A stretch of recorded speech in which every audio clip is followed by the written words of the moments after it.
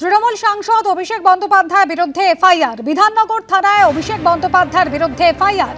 ভোটের প্রচারে উস্কানিমূলক ভাষণের অভিযোগ, হিংসায় উস্কানি, হুমকি সহ একাধিক ধারায় এফআইআর।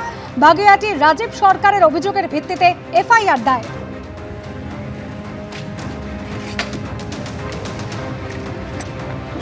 ট্রেন্ড দেখা গেছে যে জনপ্রতিনিধিরা চাইলেই যা খুশি তাই বলতে পারে, বাক স্বাধীনতার নামে তারা যা খুশি তাই বলতে পারেন পাবলিকলি এবং ওপেন ফোরামে।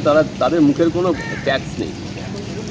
আমরা তাদেরকে এই বার্তাটা দিতে চাই যে আপনি জনপ্রতিনিধি হয়ে আপনি আইন মানবেন না, এটা হতে পারে না। আইন সবার জন্য এক, আমার জন্য যেমন একজন জনপ্রতিনিধির জন্য আইন সমান।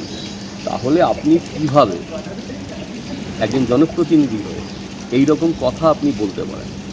দুই, প্রত্যেকটা মানুষ, আমাদের সমাজের প্রত্যেকটা মানুষ এই জনপ্রতিনিধিদের ফলো করেন। তো এই জনপ্রতিনিধিদের যখন ফলো করেন, তারা যা বলছে সেটাই সমাজে প্রতিফলিত হচ্ছে। তাহলে আপনি যদি গুন্ডামি ভাষা বলেন, তাহলে সমাজে গুন্ডামি বাড়বে। সকলের নামে মামলা হবে, আগামী দিনে কোর্টে প্যারেড করে কাটাতে হবে। অভিষেক বন্দ্যোপাধ্যায়ের বিরুদ্ধে এফআইআর এবং মমতা বন্দ্যোপাধ্যায়ের হাইকোর্টে সওয়াল প্রসঙ্গে এমনই মন্তব্য রাজ্যের পঞ্চায়েত মন্ত্রী দিলীপ ঘোষের। হবেই তো, এত বড় দুর্নীতি ঘোটালা যেটা সাধারণ মানুষ বলতো, আপনারা বলতেন, তার তথ্য জোগাড় করছি আমরা। যেমন যেমন আসবে সবার নামে কেস হবে, সবাইকে প্যারেড করাবো। সবে তো প্রাক্তন মুখ্যমন্ত্রী কোর্ট প্রায় কী বলে প্যারেড শুরু করেছেন। তিনি যে কালো কোট পরেছেন সেটা পরার অধিকার আছে কিনা তারও প্রশ্ন আছে, প্রশ্ন উঠেছে।